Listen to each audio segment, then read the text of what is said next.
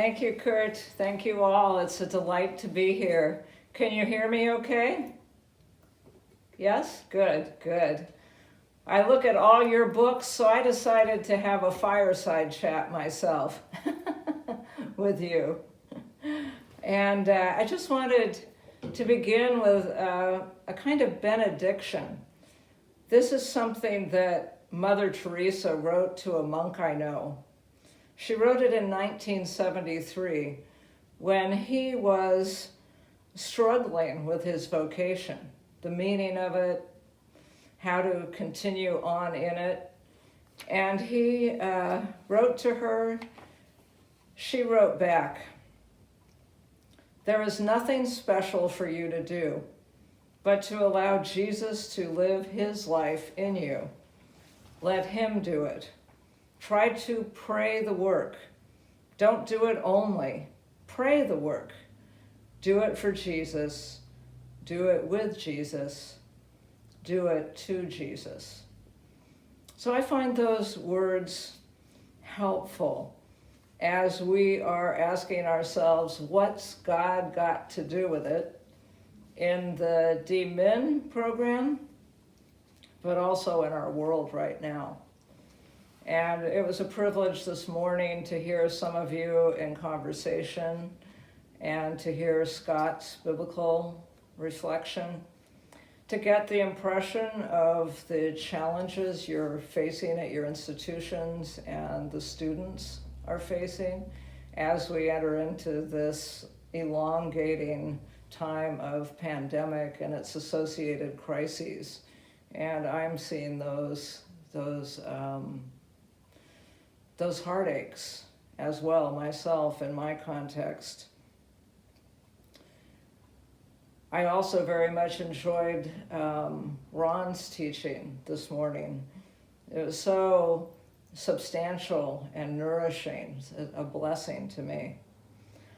As Kurt's indicated, I usually write at the intersection of spirituality and sociology, with a special interest in spiritual formation.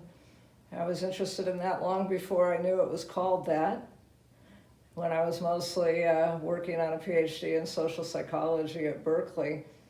Those people also were interested in spiritual formation, but didn't know those terms. In recent years, I've come to think of our culture as very circus-like, where we are motivated to perform or spectate, and we fall into those two postures, neither of which allows us to sink deeper into the living waters of our faith, sink deeper into the moral sources of ourselves. And I think that circus-like environment in which we live is responsible for the dominant disorders of attention and attachment today. And the spiritual practices within our tradition address those. And it has been a real pleasure to look at them that way, how our spiritual practices within the Christian tradition are salt and light and lifelines and anchors for people in our culture today, whether we're in a pandemic or not. So I've thought a lot about garden imagery, but I particularly like the combination of walking and being rooted and planted, as is captured in the original Greek of Colossians 2, 6 through 7, where Paul said, we're like trees walking.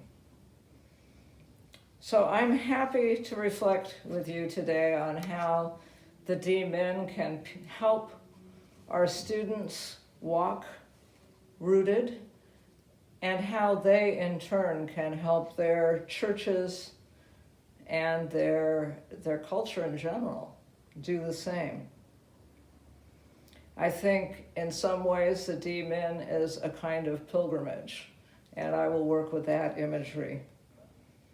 But as I begin, let me just tell you that eventually, as I speak, we will arrive at a field that I call narrative spirituality.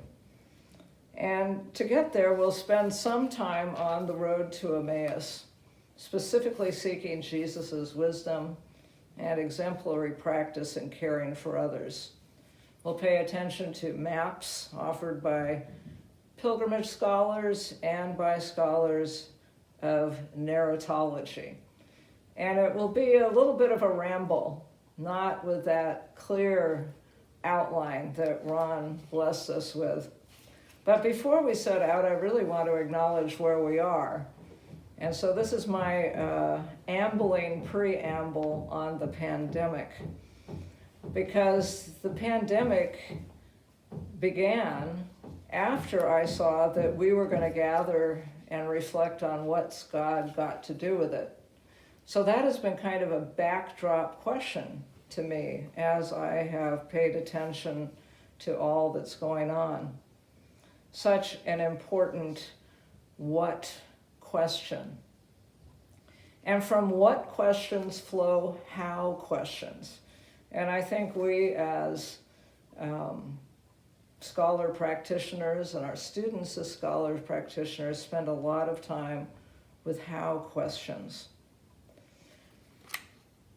Why questions also, especially in times like pandemics, can surface and howl and distract.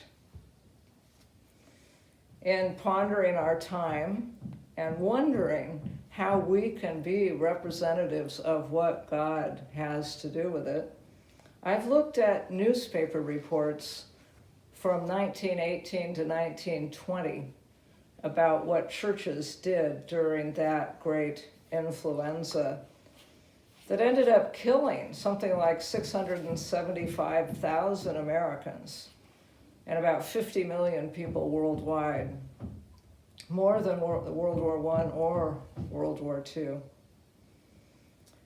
And I found Christians asking what questions, how questions. There were some why questions in the form of theodicies, unhelpful, sometimes harmful, not as bad as during the Black Death, when Christians targeted and executed Jews because of how they answered the why questions then, nor as bad as some we've seen in the HIV crisis or the Katrina hurricane. But I found the reports of what Christians did during the 1918 influenza were very thin. They were very thin on story. Not much of the usual elements of story: characters, setting, plot, point of view, tone, theme, conflict, resolution. The wars were far more easy to narrate in those fashions, with clear sense of victors and villains, victory and failure. So I've been wondering if pandemics drain our narrative agency in a culture that is already strained in terms of narrative production. What I saw in the newspaper stories were, with respect to churches, there were closures and there was charity. Churches helping to house epidemic orphans and feed them.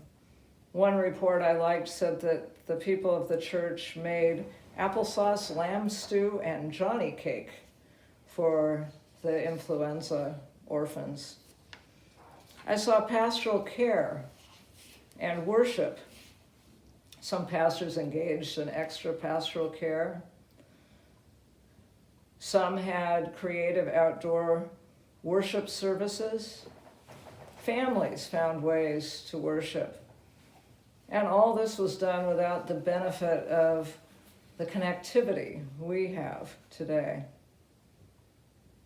In terms of theodicy, the why question, one person wrote that the churches were being punished because they were lamentably weak in moral and spiritual leadership.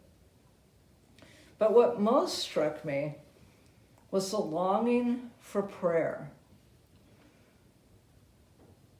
They wanted to gather together to pray in the context of their daily lives, to pray together for the soldiers off at the Great War, to mourn those who were lost in that war. And they wanted prayer to be a recognized, significant aspect of the cultural life. One pastor wrote that prayer had any efficacy in the physical world was an idea that was given no hospitality. So the larger culture gave no hospitality to the notion that prayer was an important part of human life, of social life. So that longing for prayer and for hospitality to prayer. And I wonder how we are offering hospitality to prayer in our gatherings, in our public square, which now is all virtual, and beyond the pandemic, how we do it generally in what one of the U.S. former Surgeon Generals called the epidemic of our times, which is loneliness. Now that can be exacerbated by the pandemic, or maybe the fact that everyone's now turned to virtual communication. Those who are more physically isolated in general are feeling more connected and moving beyond that loneliness. So those are some of the questions that I'm pondering, especially as I think of our students who are trying to serve their churches, to inspire their churches to prayer, to community, to hope, and come alongside them and lead them in very honest lament during this time. So thus ends my ambling preamble. But as we set out, I thought it might be nice to survey the theological landscape just a little bit. Ron did a beautiful job of that. But in historical perspective, a century ago, when this influenza hit, clergy were central to public life, often serving as public intellectuals in conversations about governance and the common good, showing up in op-eds and newspapers, letters to the editor. From colonial times through much of the 19th century, Christians were really in the room where it happens, as it were, and introducing prayer into those rooms. And that's really declined radically, especially in the social landscape of millennials right now. For Europeans, the precipitous exit of people of faith from the rooms where it happened followed that influenza, followed World War I. Today, researchers are very curious about what's going on in the religious landscape of the United States, and the Fetzer Institute just released a report called Something More, and they found that religion-like communities, not religiously identified, but religion-like communities are flourishing and giving young adults the experience of meaning and belonging, which we've traditionally associated with religious communities. These secular communities offer a form of spirituality, helping people grope towards that something more. Now, when I hear something more, I always think of Paul on Mars Hill, talking to the people and about the one we seek and grope towards, sometimes find, the one in whom we live and move and have our being, that even your poets have written about. Well, the Fetzer researchers describe the thirst for something more as a thirst for the profound, the transcendent, or even God. that which forms the ground of our being. So it is that vertical access, something transcendent and grounding. But they wrote that coupled with that is also an acute yearning for soulful community. The horizontal axis, those axes so familiar to us in Christian spirituality. However, and sadly, the researchers found that explicitly religious organizations lack crucial patterns of spiritual cultivation.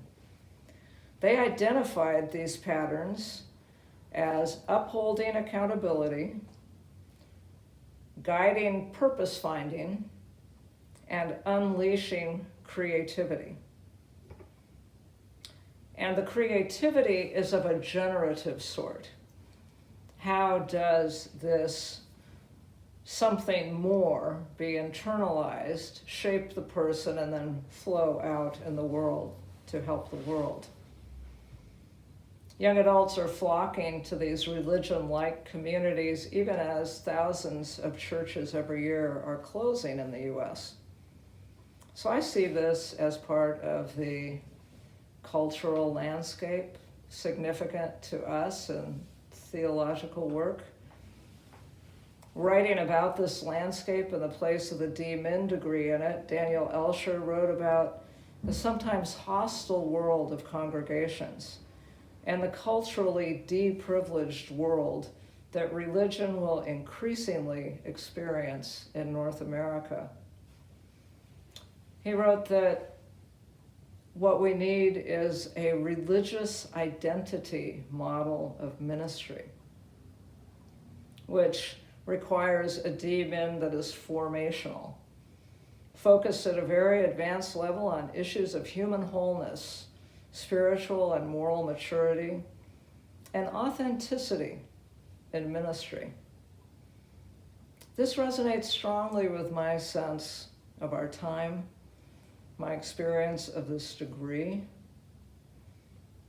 And as Kurt has written, we desire to form students who will become reflective practitioners who serve in the church and other contexts to bless the church and the world in Jesus' name. So I don't have a lot of experience with the DMin degree, but I have been working with DMin students for a number of decades. But as I read the very helpful documents Kurt sent to me from ADME and ATS about the DMin, I got the impression that there's sort of a threefold project, a threefold call. One is that last one I just mentioned, the broad one that Kurt defined about blessing the church and the world in Jesus' name. And to participate in that, we must ensure that the degree is truly formational for the students. So that's the second part of this. And in the words of Standard 5.3, which I think is maybe currently being shaped by all of you, it's a degree that cultivates personal and spiritual maturity that enables graduates to reinvigorate and deepen their vocational calling. And then thirdly, as they are doing that, these students must be able to engage as ministry peers with other students, also from this standard under development. So there's that larger call to bless church and world in Jesus' name through forming mature graduates who have lively senses of calling and who have been held in this, what Fetzer calls, a soulful community, this group of peers.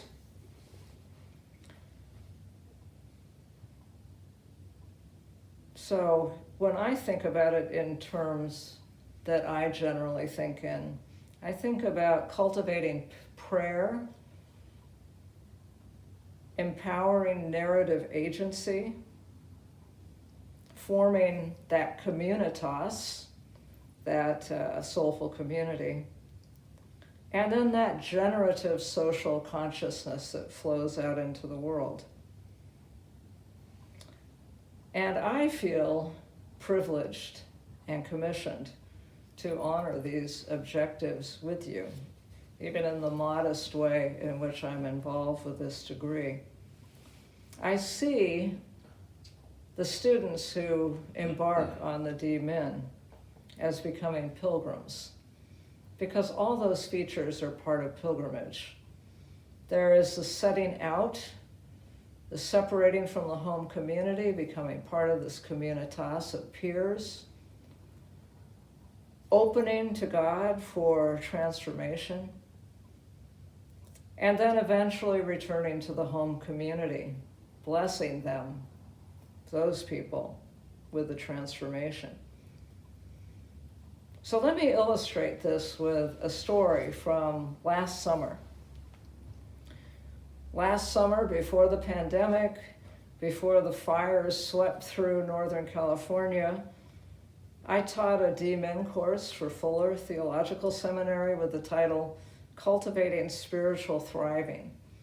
And we met at a Franciscan retreat center, a beautiful retreat center, maybe like the one we're all sad not to be out in San Antonio right now. And the students came from all over. One, a student from Perth, Australia, wondered what Northern California distinctives she might encounter at the retreat center. And before she left, there was an earthquake. It was a small one, but just enough for her to impress her friends and relatives when she went home. The retreat center also had signs posted all over the grounds that read, "Rattlesnakes have been seen on the property. If you are bitten, remain calm. Call 911 and keep the wounded area lower than your heart." Oh my. Remain calm, and the very realistic assumption, you'll probably have a phone on your person when this happens. We were told the venomous creatures had been in the dining room, in the bookstore, in the chapel, all around the grounds, but I'm glad to report that we never, not one of us, saw one of these rattlesnakes. So there were some California distinctives. We were, as a group, separated from our home communities. We shared dangers as well as pleasures. Like pilgrims, we ate meals together every day around a table. Twice a day, we shared contemplative worship in a large candlelit chapel. We went out to dinner one night in search of ice cream. And our days were largely spent reflecting on spiritual disciplines, from theological, historical, sociological, and spiritual formation perspectives, and also engaging in them. We spent 12 to 14 hours a day together. Over the course of those days, we shared our stories. And that's part of what I'm missing with you. I looked forward to our time in San Antonio, the casual times over meals, times of prayer in the chapel, times just to hear your stories that weren't part of the formal program. But the students and I had time for that. We grew to know one another better, and I dare say we grew to know ourselves better. So I have been a real convert to what can be accomplished with the DMin degree. I began with some of the scholarly skepticism people I've seen in the literature express about the degree. But over time, I've become very convinced that the reflection, community, storytelling, and spiritual formation that are part of the DMin promotes what's needed by our churches and by our culture. I've been very compelled by the way in which the students are participant observers in whatever it is they're studying. They deeply care about what they're researching and the people they are going to serve with their studies. A few of the people I've worked with have done fabulous work.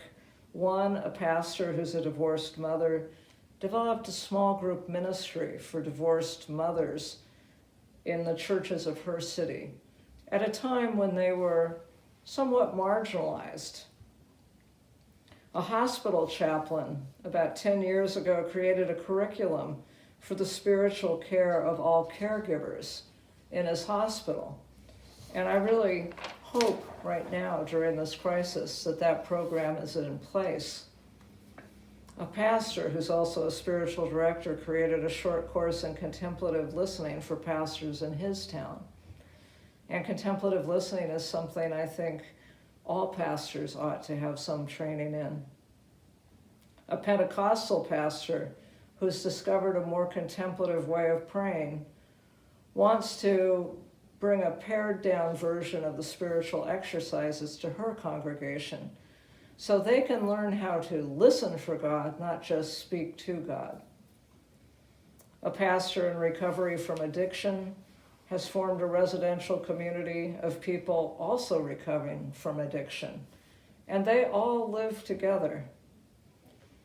These students are cultivating soulful communities of the sort that we hear young people in the United States are thirsty for. At its best, I believe this degree offers these people ways of participating in that larger project of serving church and world while receiving the nurture of the pedagogical and communal project that we all participate in with them. However, they tell me that while the degree, the DMin, has revitalized their ministries and for some of them has revitalized their own faith, they wish that the formational group support had been stronger in the degree program, and that they wish that it would have continued after the degree was earned. And I imagine you hear a lot more from students than I do.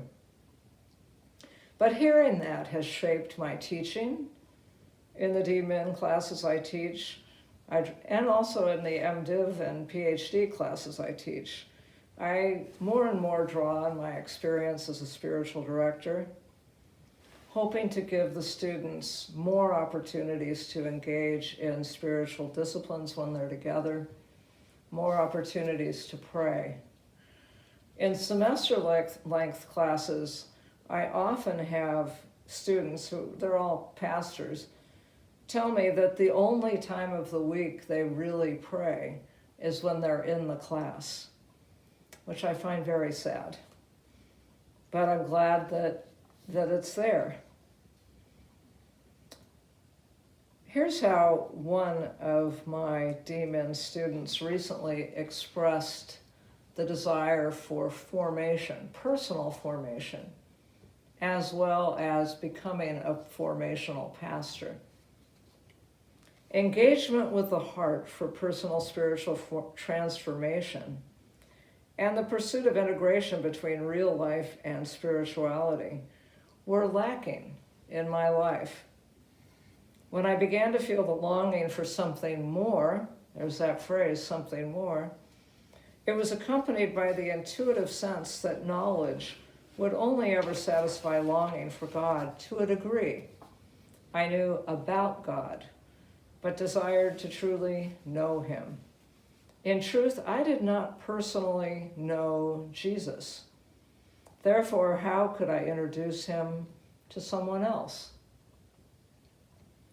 That longing for the something more, and to be able to help other people access that. And in one of my Zoom conversations this past week, a pastor with a PhD told me that until very recently, he had what he would call an impersonal, personal relationship with Jesus. And that going through the spiritual exercises of St. Ignatius was the first time he felt he had a personal relationship with Jesus. The spiritual exercises are also a pilgrimage. I think that the pilgrimage of the DMin is very hopeful for these people. It holds the hope of allowing this sort of transformation. And to do so, they make sacrifices, as pilgrims do, of time. Many travel to other places. They join a group of people on a similar quest. They bear the sacrifices entailed in that, sometimes being exposed to rattlesnakes. And they do all this with the hope of transformation and the blessing of their community. So last summer with that group, we found ourselves pilgrims, following Jesus, heading towards a destination with the hope of transformation. And like pilgrims at their campsites, we lived in temporary dwellings, sharing meals, telling our stories. It was a kind of adventure. Now, pilgrimage was a frame already in my mind when I arrived. I arrived just a few days after walking the 500-mile Camino Frances to Santiago de Compostela in Spain. And I wasn't really able to hide that that's where I'd been, because on the last few miles of the trail, I sprained my ankle, continued to walk on it, and so was in a walking boot the whole time I was with the students. So they too had pilgrimage on their mind. But I also think this frame of pilgrimage is in keeping with the turn toward a narrative approach that occurred in the social sciences about 50 years ago and has spread from the social sciences and philosophy into theological education, and also with the slightly more recent topographical turn within the social sciences and philosophy and now in theology, which considers social theory as an epic of space, in Michel Foucault's words. But without getting into the philosophical weeds of these very significant turns in intellectual thought, I think that we who teach practical theology may benefit from the scholarly move to understand theory itself as embodied, storied travel. Some people draw on the old Greek term theorion as a practice of travel and observation. Travel and observation, of course, that is then followed by distillation and returning to one's community with stories of what one has seen and understood. This is what pilgrims do. It's what our DMin students do. Our pilgrims engage in those movements of separation, community, and reaggregation. And so do our DMin students. I'm with them when they've stepped out of their home communities for the sake of the reflective distance that's allowed, and then they return with the gift of the transformation they've received and the theory, the insights they've distilled. I think that this sort of pilgrim movement in the degree fosters those patterns of accountability, purpose-finding, and creativity that the Fetzer researchers found sorely lacking in religious communities. They put us in touch with the one whose name gave us the word spiritual. But in these religion-like communities, is not generally acknowledged. During New Testament times, a peregrinus, a pilgrim, was a non-citizen subject in the Roman Empire. Perhaps, as Daniel Elsher wrote about our DMin students, they too were culturally deprivileged in their world, on the margins. And the pilgrim has always been honored in Scripture. We're strangers and pilgrims on the earth.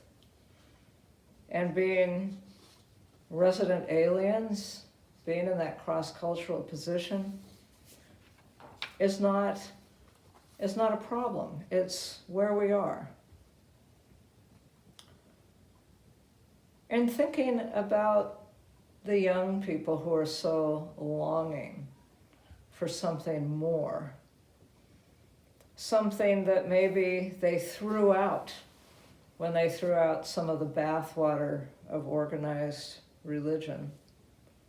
I've wondered if these are some of the same people who are flocking to pilgrimage trails. People today are choosing to be geographical pilgrims. They go to sacred places, sometimes to secular places that have become pilgrim sites. Pilgrimage has become big business as these people flock to these ancient and modern sites with their walking sticks and their backpacks. The director of the Institute for Pilgrimage Studies at William and Mary College, George Greenia, claims that Christian pilgrimage specifically is experiencing almost convulsive growth across the world. In 2014, the United Nations released a study finding that 1 tourist out of 3 worldwide is a pilgrim. That's pretty amazing. 1 out of 3 claims to be a pilgrim. The president of a luxury travel company said, as recently as 2012, tour operators were using terms like heritage and culture. But today our programs are inundated with the words spiritual and enlightenment and pilgrimage. He said a lot of our clients are definitely more self-aware, looking for more self-discovery, thinking that there's something bigger than them, something more. So these people are looking for something more. And right now, in this season of the pandemic, pilgrims are not on trails. That is a strange part of this pandemic. If you see photographs of Mecca now, people are not making the Hajj. But I trust that we might be making our own metaphorical pilgrimages during the pandemic. And I trust that some people with DMin's degrees are helping them do so. I define pilgrimage as a narrative-shaping, communally understood, and often communally exercised spiritual discipline of ancient origin and significance evident in many religions. It involves journeying toward a destination in hope of being transformed, while identity is liberated from the conventions of daily life at the same time that it is grounded in something larger than self and society. For many people, that larger enveloping something is God and God's story. I said earlier that pandemics may suffer from narrative scarcity. Seems to me we have an opportunity here. People discover and weave their stories on pilgrimage, and they do so in the context of something more, God's story. Alistair MacIntyre, many years ago, ended After Virtue, his really classic book on moral theory, by writing, a person can only answer the question, what am I to do, if I can answer the prior question of what story or stories do I find myself a part? And that's what Mother Teresa was urging that young monk to do. Not to think so much about what to do, but to ground himself in that larger story of God's as he is in relationship with Jesus. So I'm going to offer some more thoughts about how the DMin journey is a pilgrimage. Those pursuing the degree come together for growth, renewal, and companionship, as Kurt has written, in order to become reflective practitioners for the sake of the church and the world. They embark on a formational undertaking which shapes the students' authentic humanity, relational ability, and spiritual maturity, as Daniel Elcher wrote. So having said that, and with that in mind, here begins a biblical excursus on the reflective practice and spiritual formation that is possible even in a day-long journey, granted one that includes a miracle. So now you don't have to look at me right now. If I can successfully share my screen with you.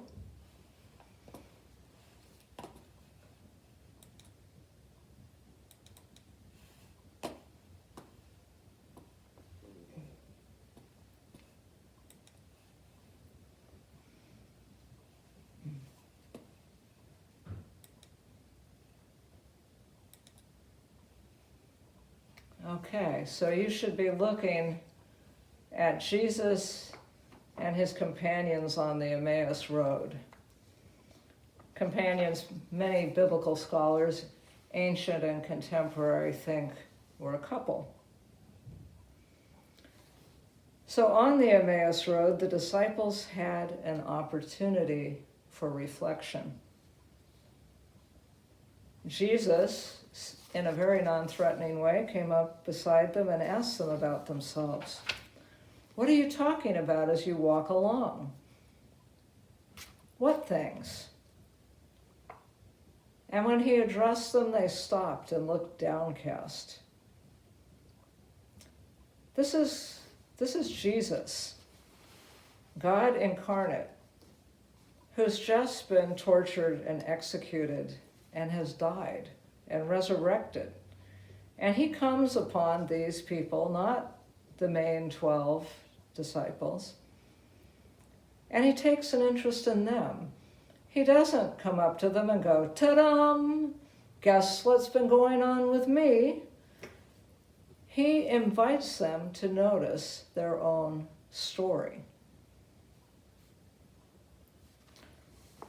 Trying to answer Jesus, this pair, like many couples, talk over each other in bursts of hopes, fears, confusion. Most poignantly, they speak of what they had hoped. Jesus responds to them in a way that I consider diagnostic. He tells them their hearts are slow and their minds are confused. In short, they're traumatized. Most of you have probably experienced trauma. Some are experiencing it now in the pandemic. I experienced it in different times in my life, and I found I was hard-pressed to think about anything, to read anything challenging, to even feel anything in a consistent way. In their trauma, Jesus extends to them himself and also lifelines of their faith.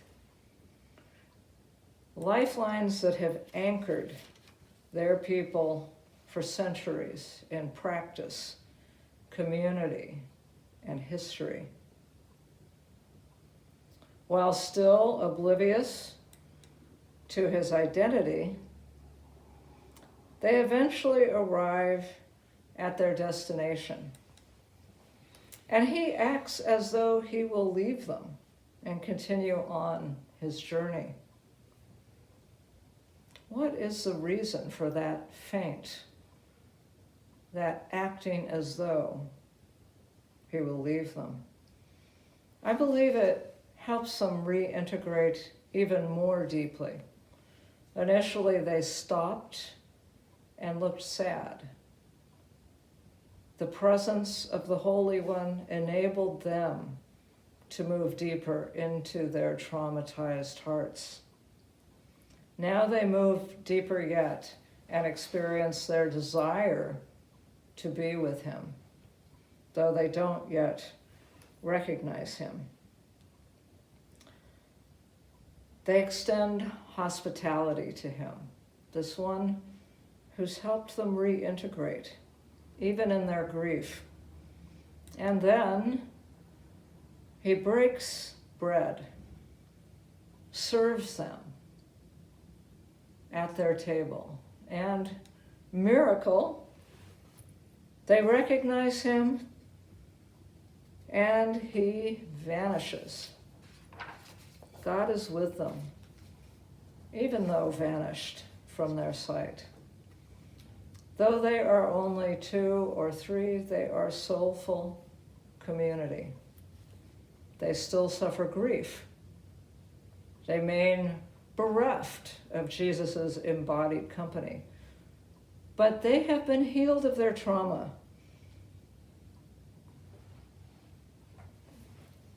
I can hear you. Can you hear me? Can you hear me? Okay. So they're no longer traumatized. They've been healed of that. They've received grace, and the flow of grace is outward. So they go back down that road, no mention of the time of day or the length of the road, and they share their good news. And they have been transformed. Here's how the poet Lucy Shaw captures this experience in her poem, For They Shall See God, Matthew 5:8. Christ risen was rarely recognized by sight. They had to get beyond the way he looked. Evidence stronger than his voice and face and footstep waited to grow in them, to guide their groping from despair, their stretching toward belief. We are as blind as they, until the opening of our deeper eyes shows us the hands that bless and break our bread, until we finger wounds that tell our healing, or witness a miracle of fish, dawn caught after our long night of empty nets. Handling his word, we feel his flesh, his bones, and hear his voice calling our early morning name. Okay, thank you very much. So I was about to start talking about how reflective pastoring cultivates religious identity and spiritual narrative. And reflective practice within the helping professions is something I've been thinking about for a long, long time. More than 20 years ago, Patricia Benner and I edited a book with people who were believers, but were not all pastors. They were in different professions, physicians, nurses, teachers. And we invited them to reflect on their practices as caring professions. Some did it in an expository manner, and some did it with narrative. And one person who spoke was Anna Rickert, a teacher of teachers, a professor at a university near here. And she wrote, "Reflective teaching assumes that central to good teaching is a rigorously thoughtful examination of the purposes and consequences of what teachers do. The actual reflective process occurs frequently in teaching and refers to those times when action is stopped, even temporarily, and the teacher, alone or with others, attempts to make sense of what has occurred, what is occurring, what will occur. The knowledge that results from this inquiry guides further practice. And pastors, like teachers, are role isolated in their day-to-day work. Many of them. They're not in the company of other pastors. They are in a particular role. So the DMin program, of course, offers them the opportunity to step out of that and be with peers. And I think that is the opportunity for reflective pastoring that they don't ordinarily get. And I've worked with nurses and physicians and teachers, and I just love working in DMin programs where this is what the focus is on. It allows people to cultivate the practical wisdom, Aristotle's concept of phronesis, that can be transmitted through story, case studies. I think in the DMin classes, a lot of that phronesis is transmitted when the people are just over meals. And as I think about the DMin, and I've been on boards of seminaries and work with faculty at different seminaries. And so I'm well aware of the conversation around all theological degrees and the amount of time and cost they demand, and there's been this more generous effort to pare them down a bit. But in the paring down, I am concerned that there are two dangers. Probably there are more dangers, but for the sake of this conversation, two. The danger of story depletion, that we won't have as many cases presented in the classroom of actual pastoring, and that will be a loss of prayer. Because story and prayer are often in our culture considered soft, optional. They are deprivileged. And when we make an effort to pare things down, we often pare away the soft things. As have the pastors in my classes who say the only time they pray is in the classroom. Relevant to this, I read to you a portion of T.S. Eliot's Dry Salvages from the Four Quartets. He wrote, "To apprehend the point of intersection of the timeless with time is an occupation for the saint, no occupation either, but something given and taken.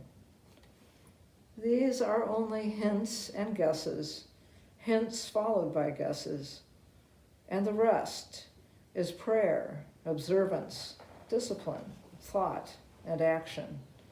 The hint half-guessed, the gift half-understood is incarnation." So I think it's very crucial that in our programs, we hold that space for prayer, observance, discipline, thought, and action. That place in which to apprehend the intersection of the timeless with time. The way the disciples did on the Emmaus Road. The way I saw my students do last summer. Two practices that are core to reflective practice in any profession are storytelling and story listening. And they're starkly countercultural, and yet so crucial and so modeled for us by Jesus. Social scientists tell us that to discover our stories, we need certain components. First, adventure, then restful reflection, and then conversation. We find that in pilgrimage. We find that in our classes. The philosopher Donald Polkinghorne wrote, "One's life story needs to include a series of progressive and regressive periods, repeating over time. That is, it needs adventures, followed by a return to repose. In the repose, we can metabolize the adventures. It's like that topographical understanding of theory, which entails traveling and observing. In a circus-like culture, true adventure is in short supply. A true adventure is filled with hope, but also with danger. It's not wholly manageable or predictable. Sights will be seen, one will be tested and shaped. There's vulnerability, there is the possibility of death.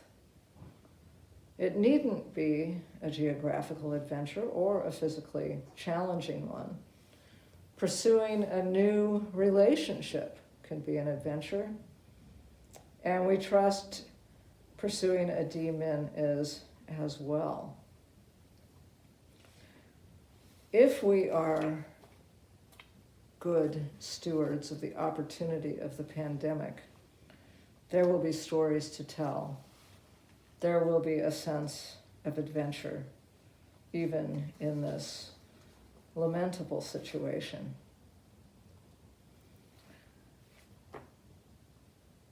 Some of the classic books about pilgrimage come from the time of the Black Death or just after it. Boccaccio, an Italian, wrote the Decameron, and Chaucer, an Englishman, wrote the Canterbury Tales. They introduce us to fictional people who come to understand themselves through travel and repose in the company of others they didn't previously know. These 14th century authors, I think, are turning to a real source of wisdom and connection with the holy, following a Holocaust that took the lives of 30 to 60% of Europeans and reoriented the world radically, demographically, economically, socially. In our time, storytelling has become a lost art, communal storytelling. 2 months ago, I was with a group of pastors whom I directed in the spiritual exercises. A year ago, for 30 weeks, for 9 months. 2 months ago, we shared a meal, we sat by a fire. They spoke of their lives since the exercises. They spoke of how they'd been shaped by that year of prayer and communal reflection as we all followed Jesus' life. They hadn't known each other before the pilgrimage, and they're not friends now, but they are true companions. At the end of the evening, one man, pastor of a very large church, said, "I haven't sat and spoken from my heart about my life in this way since we were last together about 8 months ago." And they all nodded. Fewer and fewer people gather these days for extended period of time and reflection, allowing stories to unfold and deepen in the nourishing soil of other people's attention. Where do we find the level ground where people can do that, can find repose, can be together, can tell of their adventures through all kinds of terrain and all kinds of weathers? I think that is something people in the church can offer. Our congregations can be those soulful communities, places where we take a stand against the health epidemic of loneliness. We can participate in narrative retrieval for the sake of the culture. There are other fields engaging in narrative retrieval. In the 1980s, the field of narrative psychology was begun.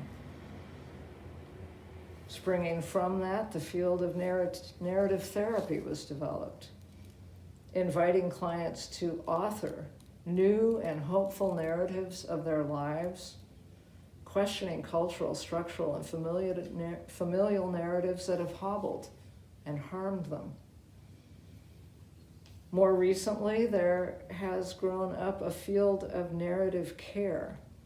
For example, healthcare professionals can go to Columbia University School of Medicine and get a master's degree in the science of narrative care.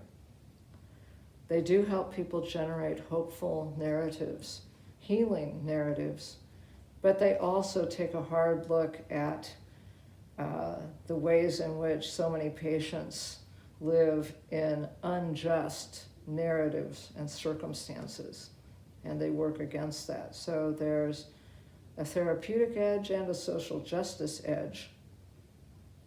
The new field of narrative gerontology is burgeoning as baby boomers get older.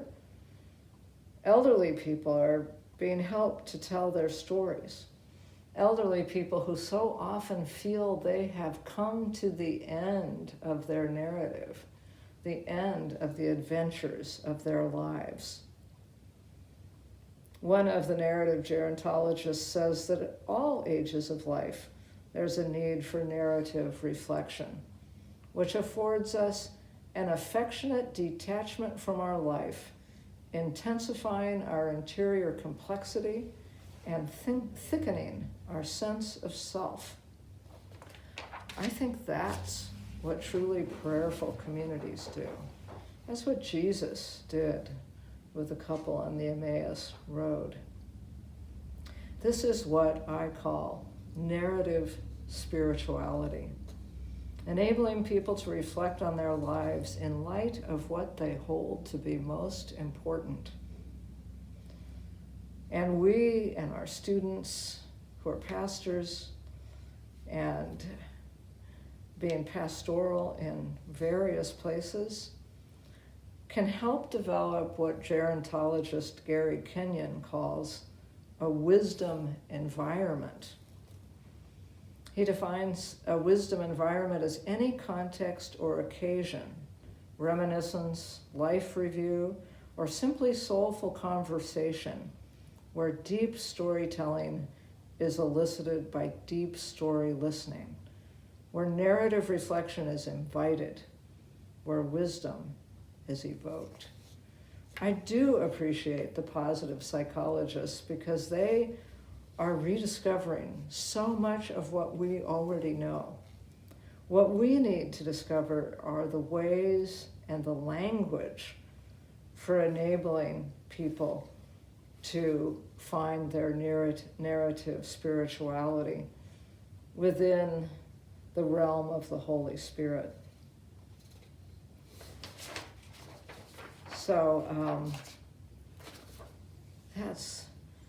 that's what I wanted to share with you today. And just 2 days ago, I received a poem from one of my DMin students, former DMin students, who was in a class I taught on spiritual direction, the Reverend Dr. Mary Graves, who's given me permission to share this.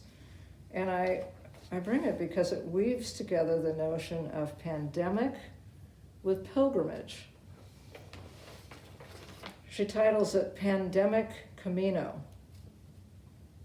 Buen camino, we said, on the path we paid for, prepared for, prayed for, a liminal space between what was and what would be, a road with a known beginning and a known end, fully managed, each stop in advance. But the COVID Camino, who among us knew?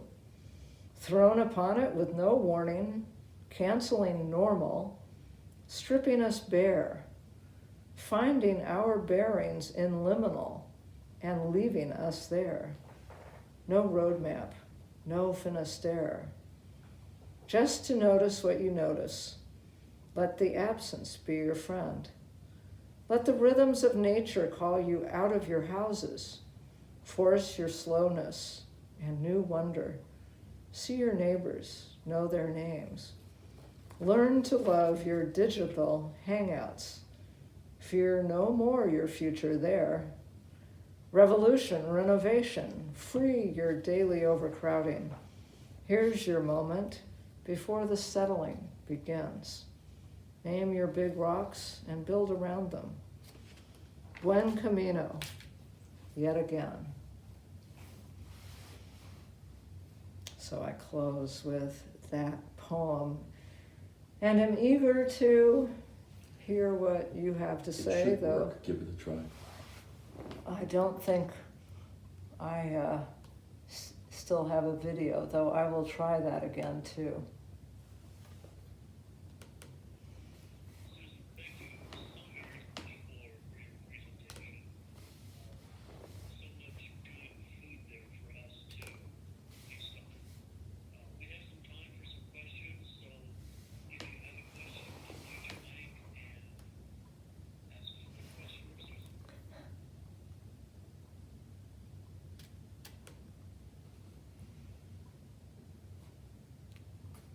Can you see and hear me now? I hope so. Yes? Nope, they're not moving at all. Uh-oh, I lost this.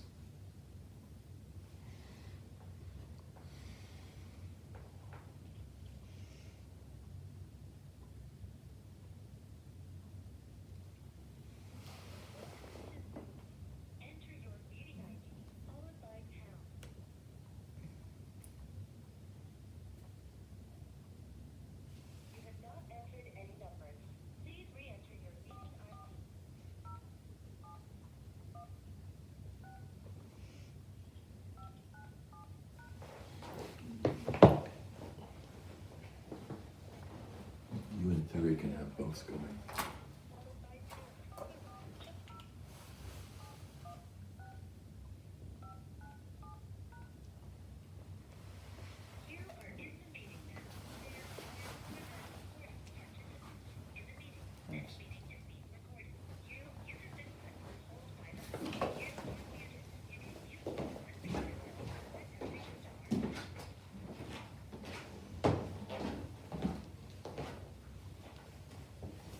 Hello? Hi, sorry, lost you again.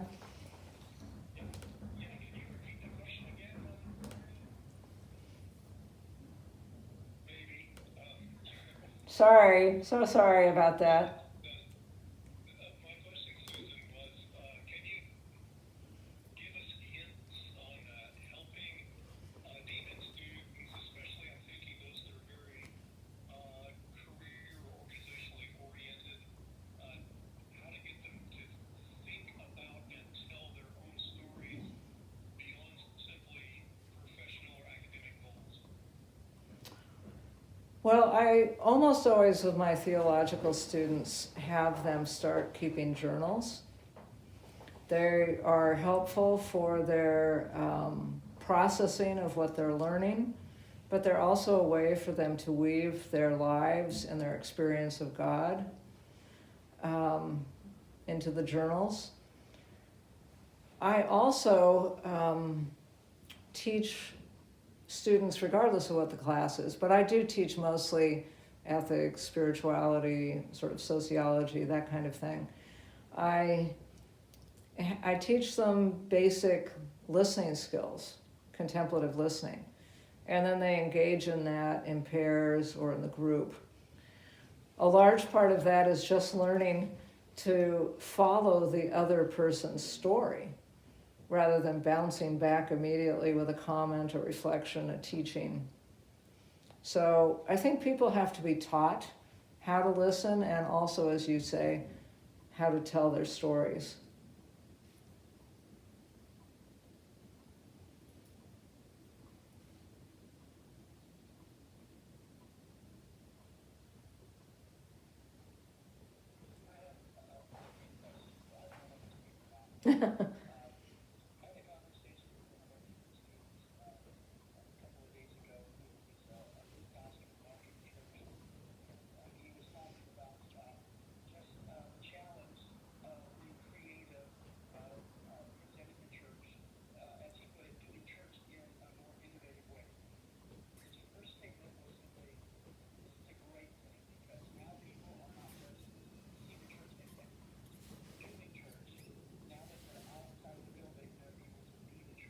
Mm-hmm.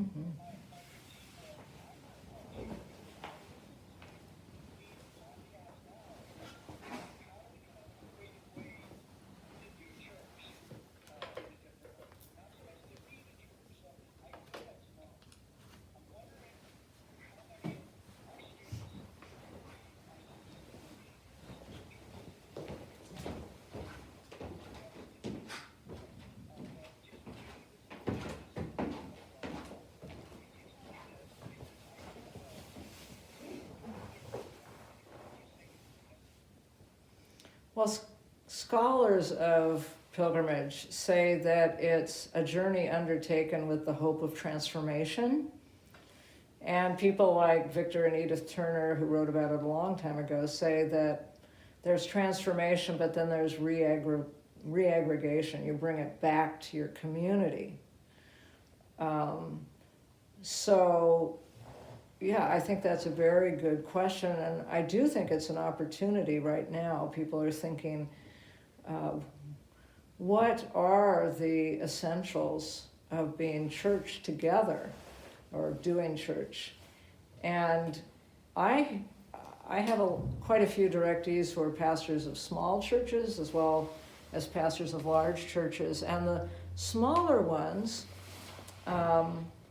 they are doing what we attempted today until my internet went down. I think our whole neighborhood's internet went down. They meet on Zoom and they see each other.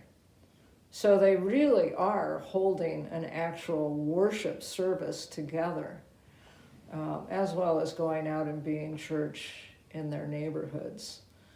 And worship is a spiritual discipline. It's a core spiritual discipline. But all spiritual disciplines, as I understand them, are only ways of opening our hearts to God, receiving God's grace, and allowing that grace to flow through us into the world.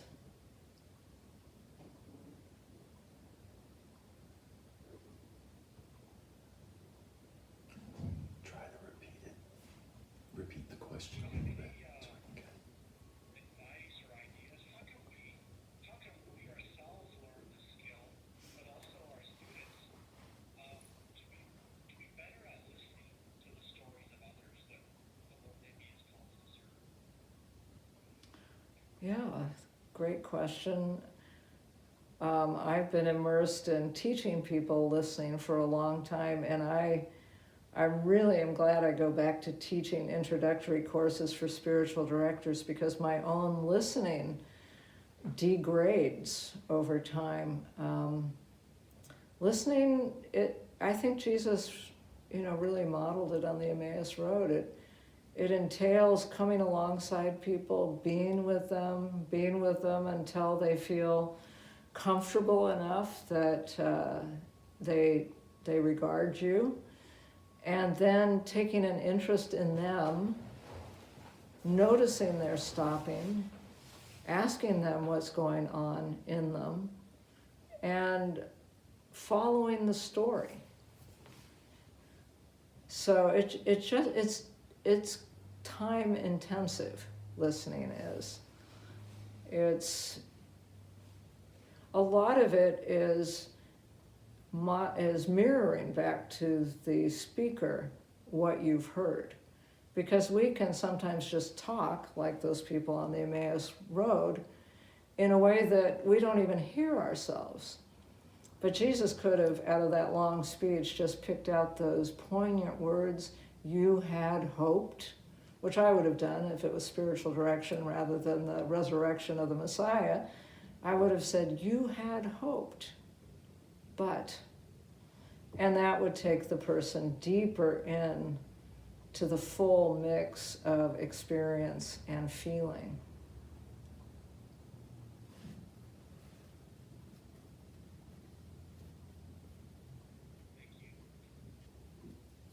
You're welcome. I'm actually teaching a class on this for Regent College in a few months, probably by Zoom.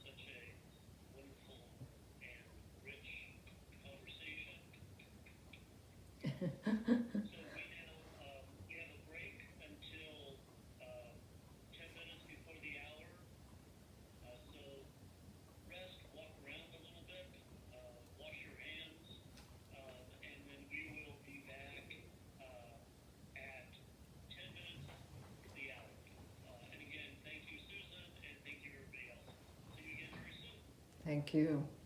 Bye-bye.